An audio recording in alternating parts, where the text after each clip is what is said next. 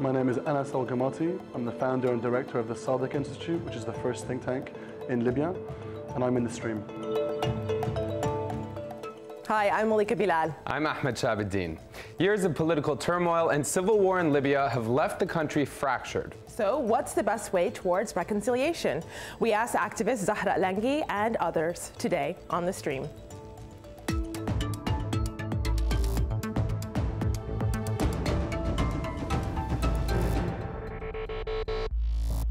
It's been 6 years since the Day of Rage movement ousted Libyan leader Muammar Gaddafi.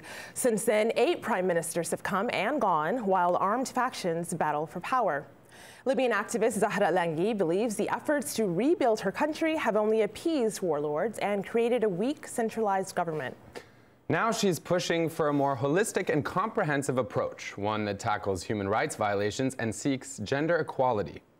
We're pleased to be joined by Zahra, co-founder of the Libyan Women's Platform for Peace. Welcome, Zahra. Thank you. It's great to have you here, and I want to kind of focus on the attempts at reconciliation, which have largely focused on this security lens, you know, about demilitarization and other issues. But you've long advocated for what you call a feminine discourse. So what exactly is that, and why do you think that's critical? Yeah, but I need to correct something. The efforts so far at reconciliation were not actually focused on demilitarization. The debate was it's either a military resolution or a political resolution. Right. And so nobody attacked the issue in Libya from a holistic approach. By that I mean addressing the humanitarian crisis in Libya, addressing the human rights violation, addressing the question of lack of justice in Libya, addressing the lack of rule of law in Libya. So there are other aspects in Libya that has not been addressed. And is that the feminine discourse? No, actually, what some like to refer to it as a feminine discourse, it will be, I would call it a more holistic approach that addresses the root causes of the conflict in Libya. And the root cause, from our point of view as a women's movement, it's the unchecked militarization. It's the flow of arms in Libya. It's the arms anarchy in Libya. And actually, women and men, from the very beginning, especially young women and men in Libya, and especially in the city of Benghazi, who led the Save Benghazi protest, which was the largest in 2012 after the murder of the American ambassador, were basically primarily focusing on the issue of the need to demilitarize, demobilize, and to have a rehab. So the issue of to demilitarize armed groups in Libya, to demobilize them, and to have a rehab program for those who are traumatized in war has not been addressed in the UN-led peace process. So that holistic approach, I'm glad that you mentioned that, because that's exactly what we will discuss today and how best to tackle. So to help us do that, I want to bring into the conversation other women who've been working to rebuild Libya. In Lisbon, Portugal, Iman Bouguegas, she's a women's rights activist and the sister of slain activist Salwa Bouguegas, who with Zahra co-founded the Libyan Women's Platform for Peace.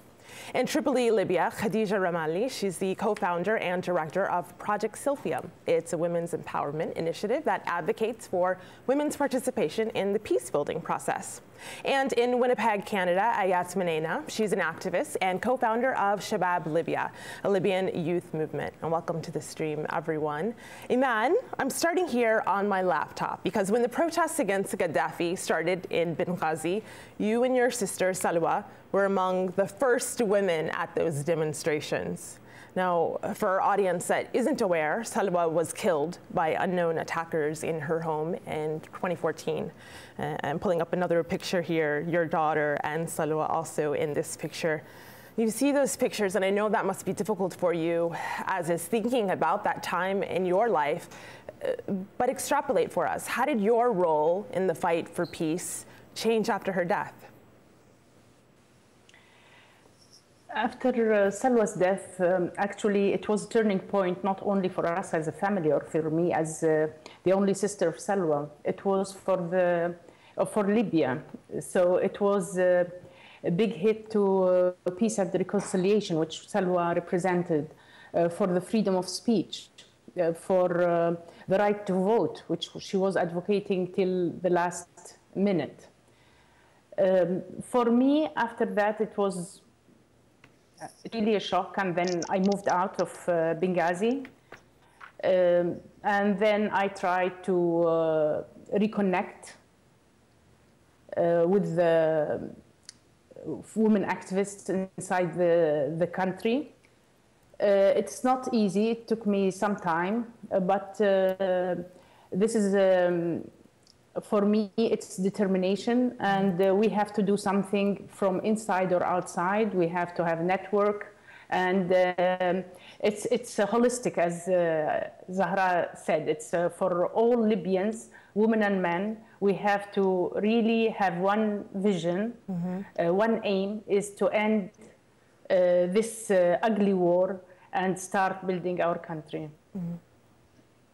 Ayat, I'm curious, when you hear that, and with your familiarity with the role of women, some of whom have recently been stepping up all the more, we have a video comment that touches on some of what we just heard, and I'd love to get your thoughts. Let's take a listen, and then let me know what you think. This came in from Ahmad Ad-Din, and it's about the role of people like Salwa.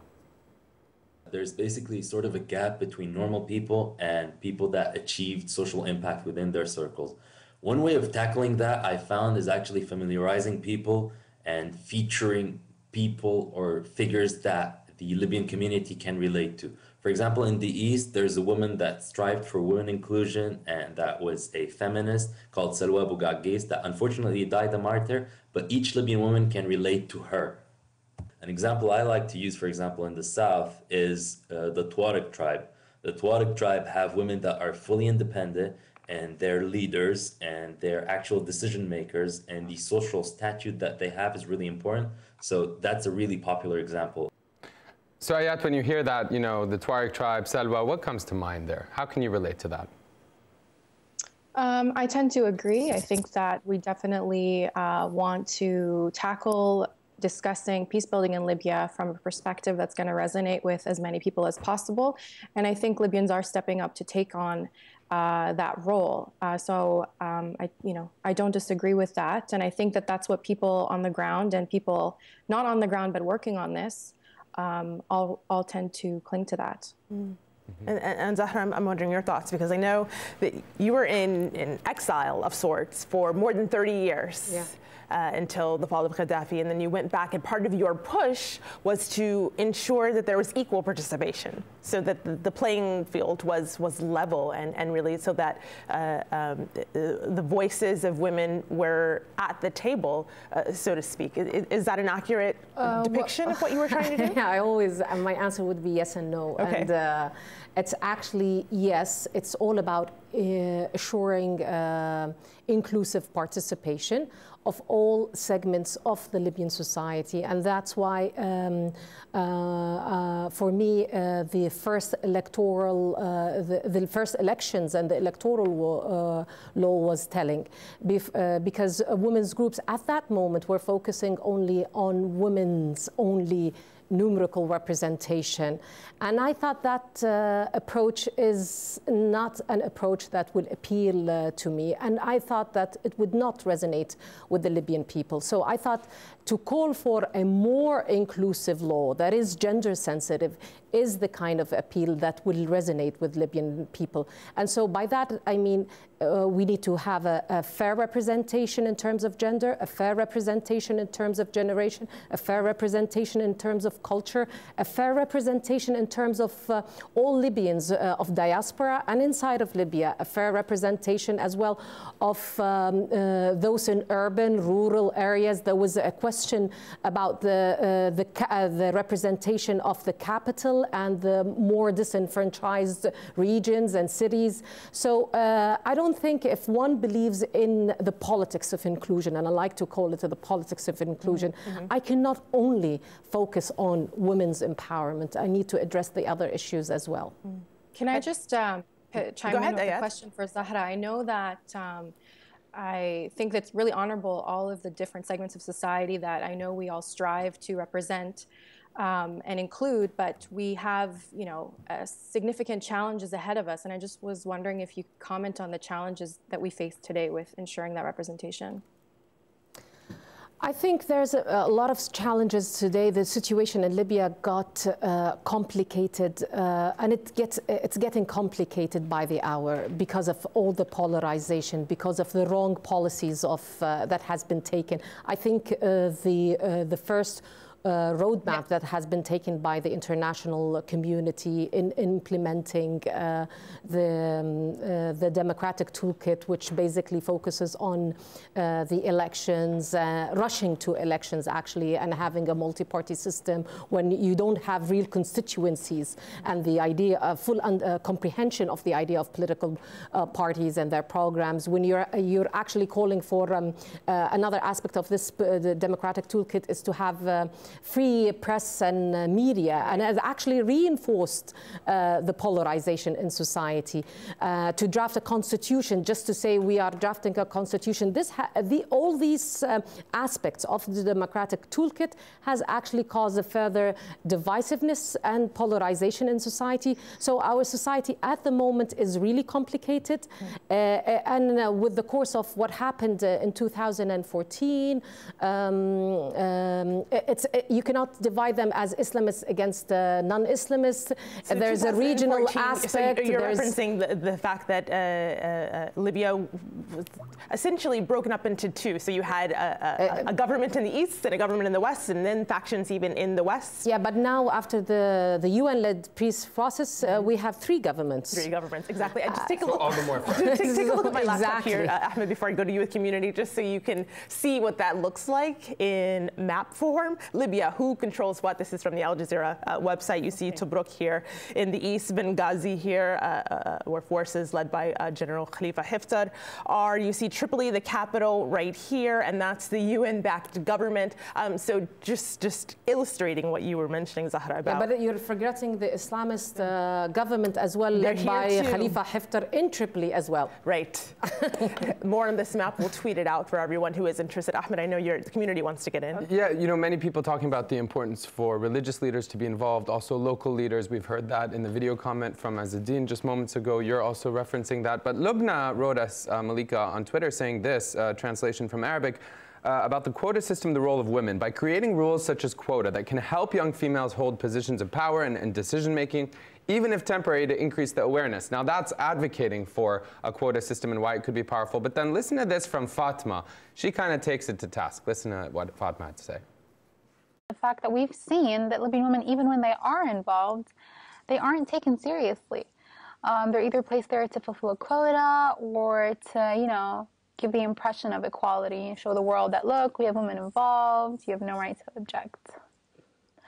But if you were to talk about practical solutions to enable women to actually get involved, it's probably security. Security is the most important factor, in addition to the rule of law and protection of, you know, human rights, so that women can feel safe, and so that would enable them to express their voices and be heard. What do you think, Khadija? Security is the most important factor? Yeah, yes, but there's an extra thing. Like, there was a lot of advocacy for women to be in politics in the beginning, but then when they put them there, they didn't, a friend of mine was saying this like the other day, they just left them there, sort of. They didn't educate the community around them. They didn't educate their fellow men politicians. So they found themselves in this new place without the tools that can allow them to lead properly. Like Fatima said, they were only the token participation without actual effective places in the politics. That's what I think. They need to be more empowered with it, to give them more tools to be able to have an actual impact in their positions. Can I jump in? Yeah, please. Yes, and I agree with. I hear what I hear what. Zahra first, and Iman, you follow up after. I hear what Fatma is saying and what is Khadija is saying. Yes, the problem, and this is again goes back to the toolkit that I'm saying that the international actors introduced to Libya. There was a focus on the national political level. And so somehow these women who were elected were, and I would mention another aspect why they were alienated from their constituencies. Right. So because we had a national weak governance. That's the real issue in Libya. And I think one way to really empower women, though I don't like to use the word empower women, I do believe that they are already empowered. I'd rather use to foster their resilience is basically by decentralization of power. I do believe that we need to focus on women in local governance because they will supply services, for example, and people will feel that they are, their constituencies will feel their presence. Another issue I feel, and I think that men and women failed miserably at the national level due to that we had a democracy with arms. And I think that's the worst kind of hypocrisy, is to have democracy with arms. And so our first electoral law, though we made sure that it's inclusive, however, we did not address the issue of arms. So we had in the first elected Congress in 52 years, congressmen who are either affiliated with militias or who themselves are militias. Right. So they started enforcing the laws they want. For example, is the political exclusion law. We started seeing that women, congresswomen, were threatened and bullied by physically and verbally by their representatives. Exactly. So that made the outcome of women for the other elections not that much, and made people reluctant to. And as you're speaking, I see you nodding your head there, Iman. What did you want to add? Yes. Actually, because we say security, but also especially in the east of the country and maybe Misrata, we have another big issue, is the civil war, especially Benghazi, of course, but I'm talking, including Misrata, about the widows. Yes. Women now look at politics as something luxury. They don't have security, they don't have the household. For many women, they lost them. Many of the widows are very young in age, 20 or 25 years, and with many of them also with babies and children, and most of them, they don't have any experience in life. I think now the role of the civil society is great, and they have a lot of work to do, psychological. So Iman, I just want to pause you there, because you're saying, so civil society has a lot of work to do, but you started that off with such a strong sentence saying that a lot of women are looking at politics as a luxury. So what is civil society doing to change that view? Does it need to be changed? Is that something that needs to be fixed? The problem that many NGOs were involved in politics and polarized as well, and they took sides. I think this has to be addressed, and they have to focus on being really complying with the laws of the civil society. The participation of women, of course, they have to be at all levels, but also we need a lot of support on the psychological level and on the social level. Many women, they don't have houses, they don't have income, especially with the money crisis in Libya. All of these puts more burden on women, and also it just let them withdraw from any participation or for being active in the society or doing anything at any level. And Iman, you know, when you talk about preventing them from feeling as though they can engage, I saw Ayat nodding occasionally, kind of in agreement with you, but Isabel's chiming in, kind of putting some context to this discussion, saying Libya's politics of inclusion is not just about women, it's also about urban, rural, capital versus provinces, young versus older, Islamic versus non-Islamic. We need to stop there on Islamic versus, because this is, sometimes it exacerbates. I think, and this is maybe later on you want to discuss the issue of inclusion of religious actors and what kind of religious actors. So you're saying that Libya's politics of inclusion doesn't include, we have to stop at Islamic. Because I don't know what is the phrasing, the framing. I don't know what would it mean. Right.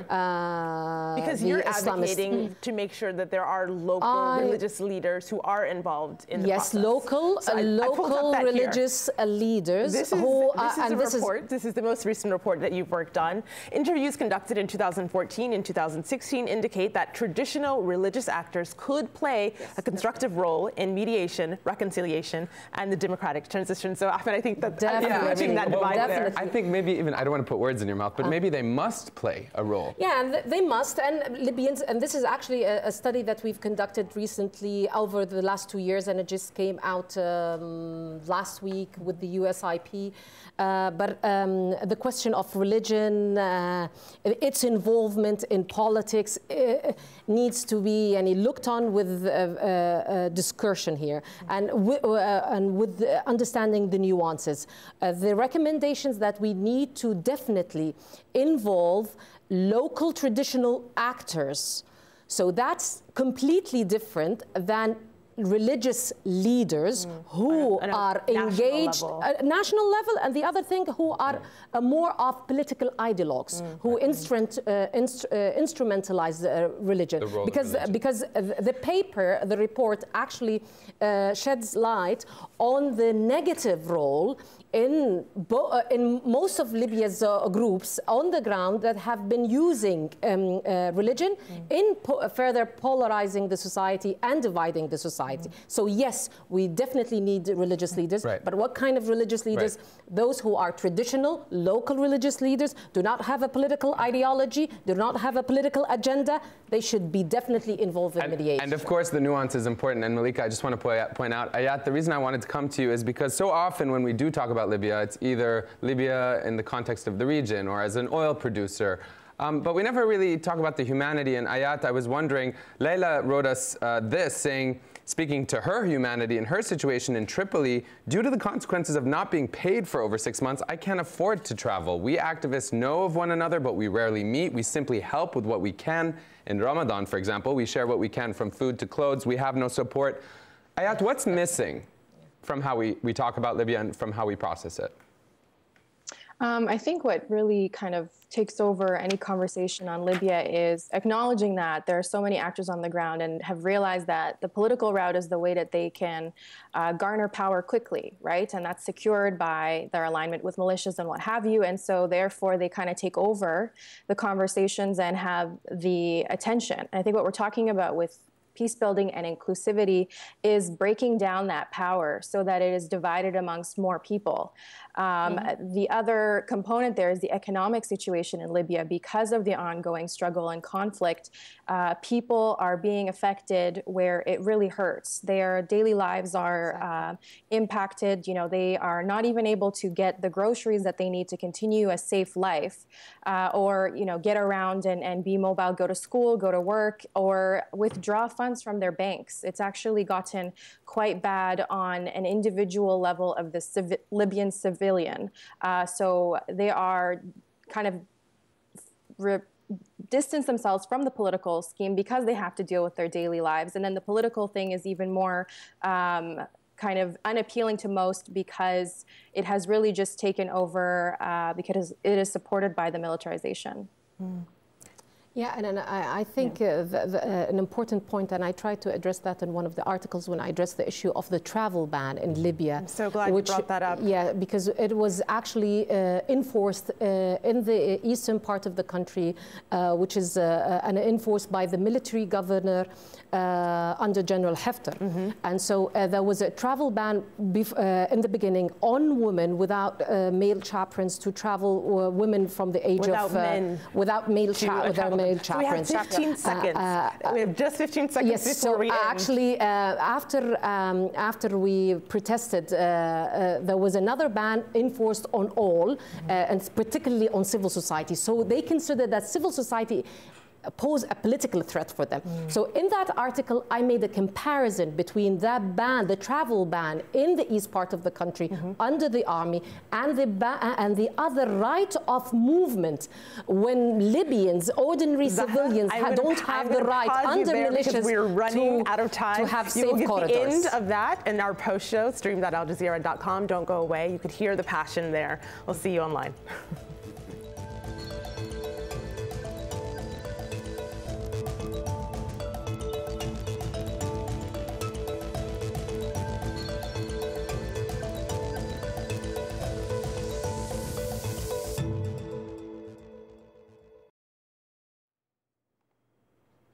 Welcome to the Post Show. We've been chatting about Libya's road to reconciliation with four very smart women.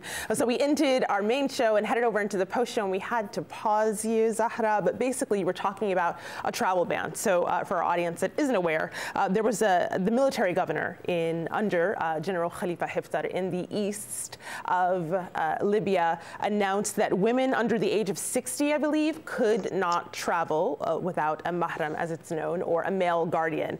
There were protests. People were angry. People came out into the streets against this, and it was revised. It was revised, and then another ban that is much broader, that is gender blind, now this is what's on my laptop. You just saw a little is picture enforced of it here. now in the eastern part of the country. Right. But to bring it back to the tweet, I really liked, because people are saying, no, the tweet that you're talking about travel bans, we barely can survive. Right, right. And so I remember when I wrote my article on the travel ban, I made the comparison between the East, where we have a security apparatus that needs to be definitely reformed according to human rights, and in the East, where we still have militias, and some of them are loyal to the internationally recognized government, but they continue to fight, and their armed conflict basically, and their indiscriminate shelling affects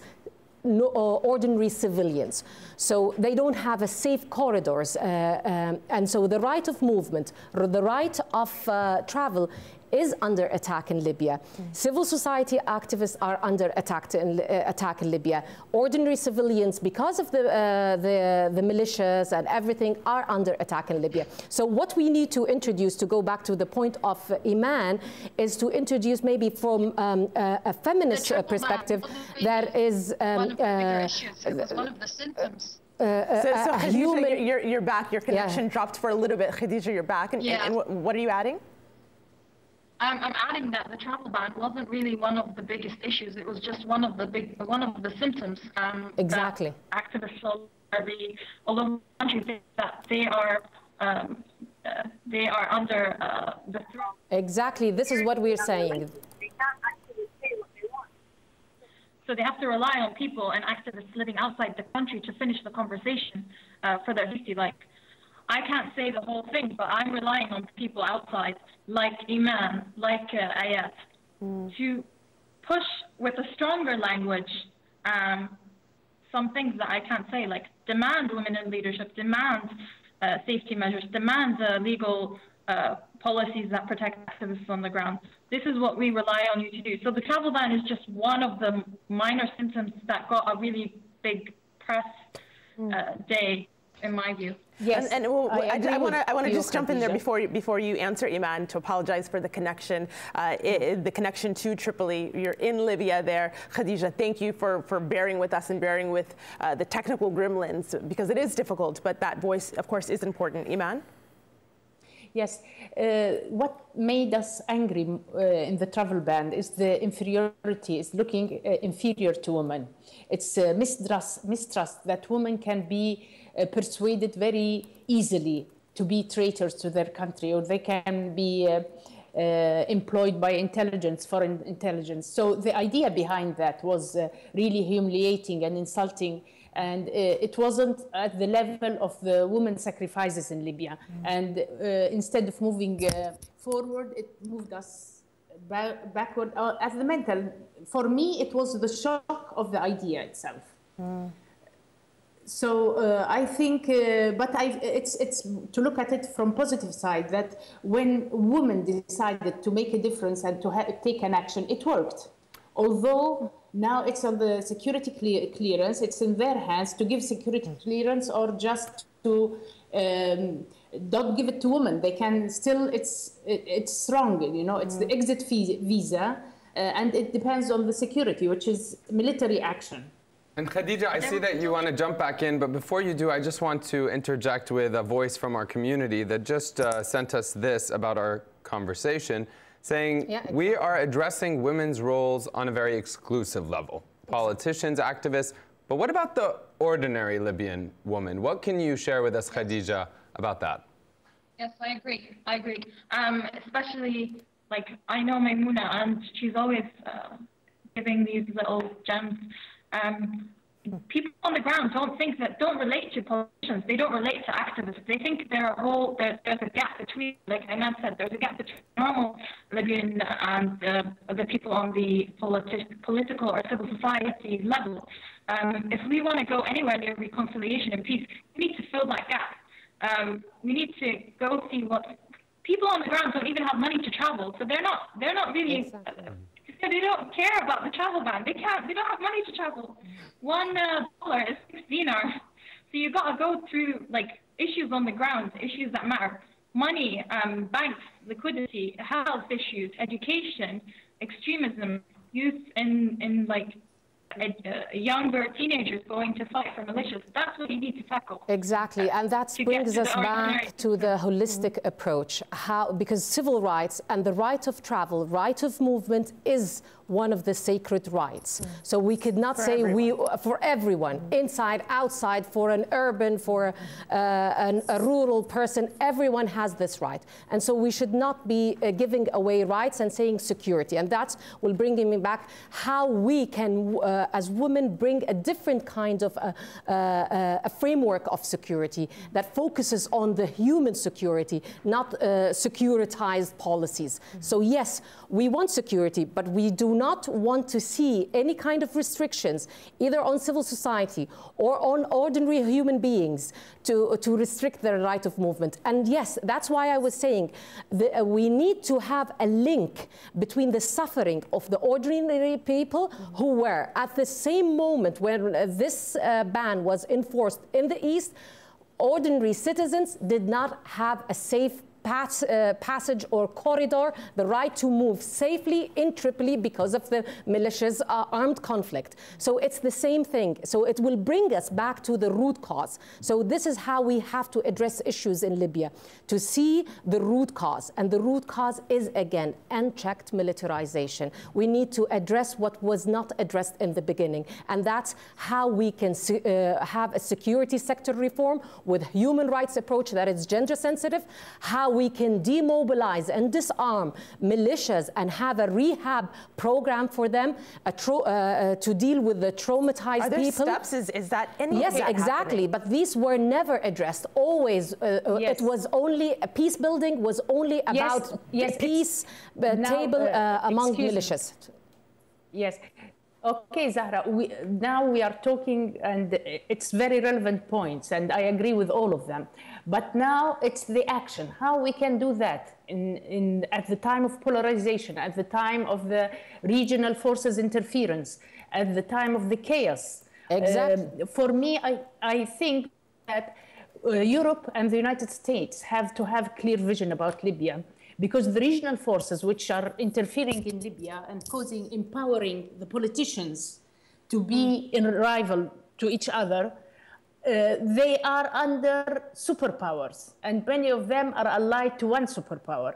The European countries who have a role or interference in Libya also, they are members of the European country without just I think that speaks to what Khadija was saying earlier, right? So in order to combat the superpowers interfering in Libya, we have to really raise our voices and continue to put our needs first. So our needs are peace, our needs are that we are included in the dialogue, in the conversations, in the decision making. So, you know, I guess it's a call to rally together like we did years ago and acknowledge that. And our power is constantly definitely, you know, contested by those, like the travel ban, like the militias. We are a threat. So acknowledging that and trying to move forward in the way that we can and getting attention like we are today, I think has to be the way forward. So Ayat, Iman, Zahra, Khadija, are these conversations happening? I mean, yes, Ayat is saying that this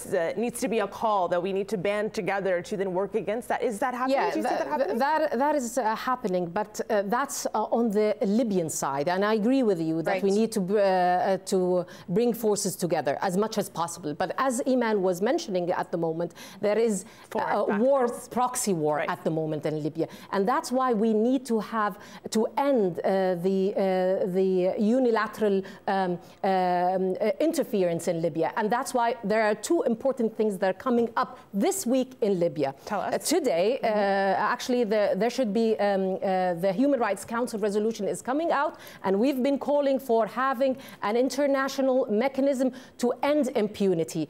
We should, it's about time that we have either a commission of inquiry, a panel of experts that monitors the situation and end impunity in Libya, in all of Libya. The other thing, it's coming up next week, where the mandate of UNSMIL, the UN mission in Libya, will be looked at, and another special envoy will be appointed.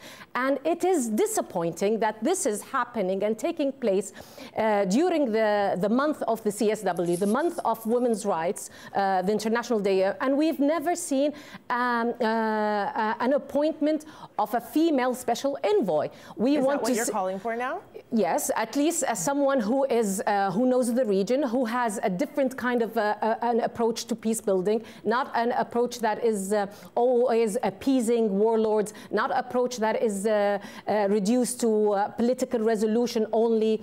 We need to see another kind of mediation. And that's why this week, and we need to lobby the Secretary General to first make the process of appointment of special envoys a process that is transparent and that is not only influenced by the superpowers. So Libya is not a piece of cake, and I think women should have, and the local communities should have a say. And our say is that the special envoys so far have failed miserably in Libya and have introduced wrong policies to Libya. I am going Do you think the local community? Khadija, I'll allow you that last question. We're almost out of time, even on the website. So go ahead with your last question. Do you think local communities have the power to actually demand who they want from the UN? Because previously, I don't think they've had I think yes, voice. That's through networking. That's when you have an aware, educated civil society. That's when your civil society is networking regionally and internationally to come here and to have a voice, through mediums like this show, through other places. This is the role that we should be doing through networking internationally, to give a voice for the local communities that we had enough of the wrong policies in Libya. I love the passion behind your voice and your words, and I love the nods of agreement that I'm seeing from our other guests. I'm looking forward to seeing what's going to happen next. I like that you made the call here on the show to the UN Secretary General. We will see what happens. I hope that you are involved in that process. Unfortunately, we are out of time for this conversation. Thank you for having us. Of course, thank you for being here. A big thank you to all of my guests, Zahra Langi, Iman Bouregues, Khadija Ramali, and Ayat Meneina. Just enough time to give the last word to community, Ahmed? Yes, so much was said today. So lots of people have been paying attention. And one person quoting in real time, Isabel, saying, I believe you said this, or someone did at least. Yeah. One of the smart women today said this: Libya needs security sector reform with human rights to address the people and fighters, and trauma to build foundations of reconciliation. So there's one little lasting soundbite for you. Well said. Thank you to our community. We'll see you online.